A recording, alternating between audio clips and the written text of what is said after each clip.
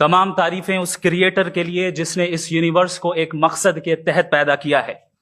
Respected जनाब जावेद अख्तर साहब, mister Saurabh Dwivedi और respected audience, thank you all for being here today. आज की डिबेट में चूंकि हम बात करने वाले हैं डज गॉड एग्जिस्ट के टॉपिक पर, तो ये एक ऐसा टॉपिक है जिसके मुताल्लिक कोई भी डिसीजन लेने के लिए अलग अलग स्टैंडर्ड्स हो सकते हैं। लिहाजा डिबेट के शुरू में यह जरूरी है कि हम ये जान लें कि आज के इस टॉपिक में कौन सा स्टैंडर्ड सही होगा और कौन सा गलत होगा।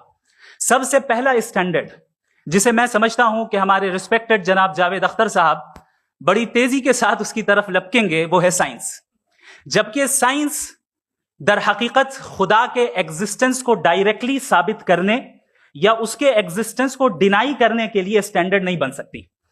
और उसकी वजह क्या है, ये मैं नहीं कह रहा, ये वो लोग कह रहे हैं जो साइंस के एक्सपर्ट्स हैं। नेशनल एकेडमी ऑफ साइंस कहती है science doesn't have the processes to prove और disprove the existence of God. Why? क्योंकि साइंस का ताल्लुक एम्पेरिकल एविडेंस से है और एम्पेरिकल एविडेंसेस का ताल्लुक हमारे नेचुरल और फिजिकल वर्ल्ड से है, जबकि गॉड नॉन फिजिकल और सुपर नेचुरल रियलिटी है। लिहाजा नॉन फिजिकल रियलिटी को आप उस टूल के साथ नहीं चेक कर सकते जिसका काम फिजिकल रियलिटी को तलाश करना है। लिहाजा आज इस डिबेट में गॉड की एग्जिस्टेंस को साबित करने या उसे डिनाई करने में साइंटिफिक एविडेंस को एक्सेप्ट नहीं किया जाएगा। दूसरा स्टैंडर्ड हो सकता है रेविलेशन, कि रेविलेशन के जरिए हम यह साबित करें कि गॉड एग्जिस्ट करता है या नहीं। लेकिन यह स्टैंडर्ड भी आज इररेलेवेंट है। क्यों? क्योंकि रेविलेशन मेरे नजदीक सोर्स ऑफ नॉलेज है, वैलिड सोर्स ऑफ नॉलेज है, लेकिन हमारे जावेद अख्तर साहब के नजदीक ये वैलिड सोर्स ऑफ नॉलेज नहीं है। लिहाजा आज की डिबेट में मैं एक भी एविडेंस किसी भी मजहबी स्क्रिप्चर से नहीं दूंगा ताकि जावेद अख्तर साहब के लिए वो अनएक्सेप्टेबल ना हो। तीसरा जो मेयार हो सकता है वो है ऑब्जर्वेशन, कि भाई कोई कहे कि हमें खुदा दिखाओ, अगर है तो दिखाओ, या ये कि खुदा के एग्जिस्टेंस पर एम्पेरिकल एविडेंस दो, तो ये है दर हकीकत गलत टूल का इस्तेमाल करना। ये ऐसा ही है कि जावेद साहब मुझसे ये मुतालबा करें कि मुफ्ती साहब आप मेटल डिटेक्टर के जरिए प्लास्टिक डिटेक्ट करके दिखाएं। अब चूंकि प्लास्टिक डिटेक्ट नहीं हो पा रही है लिहाजा plastic does not exist. No, you are using the wrong tool. इस टूल से प्लास्टिक को डिटेक्ट नहीं किया जाता। लिहाजा मैं समझता हूं कि गॉड के एग्जिस्टेंस पर एम्पेरिकल एविडेंस का मुतालबा करना एक बचकाना मुतालबा है और हमारे रिस्पेक्टेड जनाब जावेद अख्तर साहब इस स्टेज से अब बहुत आगे निकल चुके हैं। अब बचता है एक ही स्टैंडर्ड, और वो स्टैंडर्ड है अक्ल, लॉजिक, रीजनिंग। और यही वो स्टैंडर्ड है जिसके तहत गॉड के एग्जिस्टेंस को साबित किया जाएगा या गॉड की एग्जिस्टेंस को डिनाई किया जाएगा। लेकिन चूंकि ये बहुत इंपॉर्टेंट और सेंसिटिव टॉपिक है, इसलिए लॉजिकल आर्ग्यूमेंट भी ऐसा होना चाहिए जो डेफिनेटिव हो, इनडेफिनेटिव ना हो, जो 2 और 2 4 की तरह बिल्कुल वाजे हो, जिसे लॉजिकली रिजेक्ट करना पॉसिबल नहीं हो। फॉर एग्जाम्पल हम कहें हमारे रिस्पेक्टेड मिस्टर सौरभ साहब ये एक इंसान है और तमाम इंसान कॉन्शियस बीइंग है, लिहाजा नतीजा क्या निकला, हमारे सौरभ साहब भी कॉन्शियस बीइंग है। क्या ये इंडेफिनेट आर्ग्यूमेंट है या डेफिनेट आर्ग्यूमेंट है? ये डेफिनेट आर्ग्यूमेंट है। ये 2 और 2 की तरह वाजे है, इसमें किसी तरह जो है लॉजिकली इसको रिजेक्ट नहीं किया जा सकता। तो अगर आज हमारे जावेद अख्तर साहब ऐसी कोई अकली दलील और लॉजिकल एविडेंस दें खुदा के ना होने पर जो डेफिनेट भी हो, तो मैं ये ऐलान करता हूं कि यकीनन मैं उस एविडेंस को कबूल करूंगा और उस पर गौर करूंगा।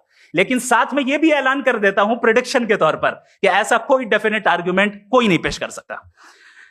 दलील हम देंगे और डेफिनेटिव दलील देंगे, लॉजिकल दलील देंगे, ऐसी दलील देंगे जो एंटायर एथिस्टिक वर्ल्ड उसे रेफ्यूट नहीं कर सकती। चलें अब हम एक एग्जाम्पल सोचते हैं, एक सिनेरियो, सिंपल सिनेरियो, तमाम ऑडियंस से गुजारिश है, हम और आप एक आइसोलेटेड आइलैंड पर हैं, ऐसा आइलैंड जहां पे हमसे पहले कोई कभी नहीं गया। चलते चलते आपके सामने अचानक आपने देखा एक पिंक कलर की बॉल पड़ी हुई है। सबसे पहला सवाल आपके जहन में क्या आएगा कि ये बॉल यहां क्यों आई, कैसे आई, ये पिंक कलर की ही क्यों है, कोई और कलर भी हो सकता था, ये इसी शेप में क्यों है, कोई और शेप भी हो सकता था। नेचुरली आप इस तरफ पहुंचेंगे कि कोई ना कोई है जिसने इन स्पेसिफिक प्रॉपर्टीज के साथ इस बॉल को बनाया है और यहां पे रखा है। चूंकि आप जानते हैं कि ये जो बॉल है इसका एग्जिस्ट करना जरूरी नहीं है, یہ ایگزسٹ کر بھی سکتی تھی, نہیں بھی کر سکتی تھی, اور ایگزسٹ کرنا ہی تھا تو کسی اور فارم میں کرتی, کسی اور کلر میں کرتی. اب آپ اس بال کو ایکسپینڈ کرتے چلے جائیں, ایکسپینڈ کرتے چلے جائیں, ایکسپینڈ کرتے چلے جائیں, یہاں تک کہ یہ بال یونیورس کے سائز کی ہو جائے. بتائیے کہ کیا سائز کے بڑھ جانے سے سوال بدل جائے گا؟ ہرگز نہیں بدلے گا. ابھی بھی سوال رہے گا, یہ یونیورس کہاں سے آیا, ان اسپیسیفک پراپرٹیز کے ساتھ کہاں سے آیا, کیوں آیا, کس نے بنایا؟ یہ سوال اس وقت بھی ویلڈ رہے گا. لیکن یہ سوال اگر ہم جناب جاوید اختر صاحب سے کریں تو چونکہ ان کا ورلڈ ویو ایتھیسٹک ہے, اور صرف ان کا نہیں, مطلب جتنے بھی ایتھیسٹ ہیں اور ایتھیسٹک ورلڈ ویو کو رکھنے والے سے اگر آپ یہ سوال کریں کہ یہ یونیورس کہاں سے آیا, تو ان کا جواب یا تو آرگیومنٹ فرام اگنورینس ہوگا یا ڈوگمیٹک ہوگا. یا تو یہ کہیں گے کہ مجھے نہیں پتا کہ یہ کہاں سے آیا, لہذا گاڈ ڈز ناٹ ایگزسٹ, یہ آرگیومنٹ فرام اگنورینس ہے. یا یہ کہیں گے کہ یہ یونیورس خود بخود بن گیا, اس کا مطلب یہ ہے کہ اس بال کو بھی خود بخود بن جانا چاہیے. لیکن بال کے تعلق سے یہ ایکسپلینیشن ایکسپٹ نہیں کی جائے گی کہ یہ خود بخود بن گئی, لیکن یونیورس کے تعلق سے کر دیا جائے گا. اسے ہم دوسرے الفاظ میں ڈوگما بھی کہہ سکتے ہیں.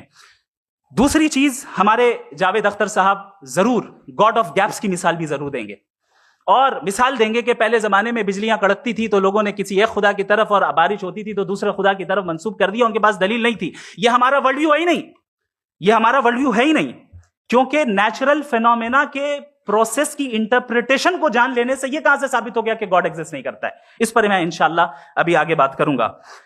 آپ حضرات یہ بھی دیکھیں گے, اور میں یہ ایکسپیکٹ کرتا ہوں کہ ہمارے ریسپیکٹڈ جناب جاوید اختر صاحب ضرور ایموشنل آرگیومنٹس بھی دیں گے, جو کہ ایک لاجیکل فیلیسی ہے جب بات آتی ہے ٹروتھ کو ڈیسائیڈ کرنے میں. کیوں؟ مثال کے طور پر وہ کہیں گے کہ اگر گاڈ ہے تو ایول کیوں ایگزسٹ کرتا ہے, جبکہ میں کہتا ہوں ایول کا ایگزسٹ کرنا گاڈ کے ایگزسٹ کرنے کی دلیل ہے, اس کے خلاف نہیں ہے. چونکہ اگر گاڈ ہے تو ہم سب اس کے سامنے اکاؤنٹیبل ہیں, اور اگر ہم اکاؤنٹیبل ہیں تو اکاؤنٹیبلٹی کے لیے ایول کا موجود ہونا ضروری ہے, اس کے بغیر ہم اکاؤنٹیبل نہیں ہو سکتے. اور اگر ہم اکاؤنٹیبل نہیں ہیں تو ہم جناب جاوید اختر صاحب سے پوچھیں گے کہ آپ بتائیں کہ پھر سفرنگ اس دنیا میں کیوں ہے؟ اگر خدا نہیں ہے تو سفرنگ کیوں ہے؟ اور ان لوگوں کے جذبے کا کیا جن کے اندر سفرنگ کے بعد انتقام لینے کا جذبہ پایا جاتا ہے اور وہ اس دنیا سے ایسے ہی چلے گئے, کیا ان کی ساری تکلیفیں بیکار چلی جائیں گی؟ اب آ جائیں اسی ایگزامپل کی طرف کہ بال, مجھ سے اگر کوئی پوچھے اس بال کو کس نے بنایا, یا اس ایکسپینڈڈ بال کو کس نے بنایا, میں کہوں گا کہ چونکہ یہ یونیورس اور اس یونیورس کی تمام چیزیں کانٹینجنٹ ہیں. کانٹینجنٹ ہونے کا مطلب یہ ہوتا ہے کہ جو اپنے ایگزسٹنس پہ کسی کے اوپر ڈیپینڈ کرتی ہو, تو ظاہر ہے یہ یونیورس کانٹینجنٹ ہے. اور اگر کوئی چیز کانٹینجنٹ نہیں ہے تو میں ریکویسٹ کروں گا کہ مجھے دکھا دیں کہ کون سی چیز یونیورس میں کانٹینجنٹ نہیں ہے, ہم بھی ذرا غور کر لیں اور ہم بھی دیکھ لیں.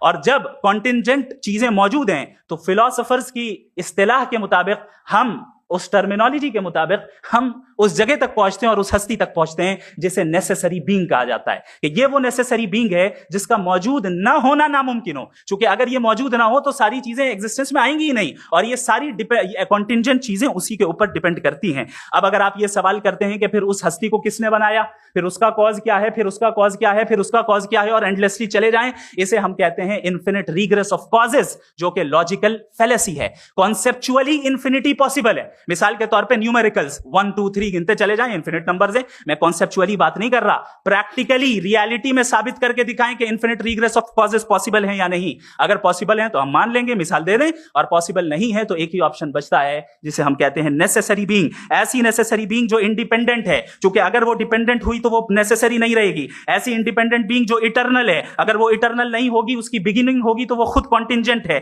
ایسی بینگ جو پاورفل ہے, کیونکہ کانٹینجنٹ کو ایکچوالائز کرنے کے لیے پاور چاہیے. ایسی بینگ جو انٹیلیجنٹ ہے اور نالجبل ہے, کیونکہ یہ یونیورس اسپیسیفک فارم اور اسپیسیفک لاز آف نیچر کے تحت پریسائزلی چل رہا ہے. Thank you. تھینک یو مفتی صاحب.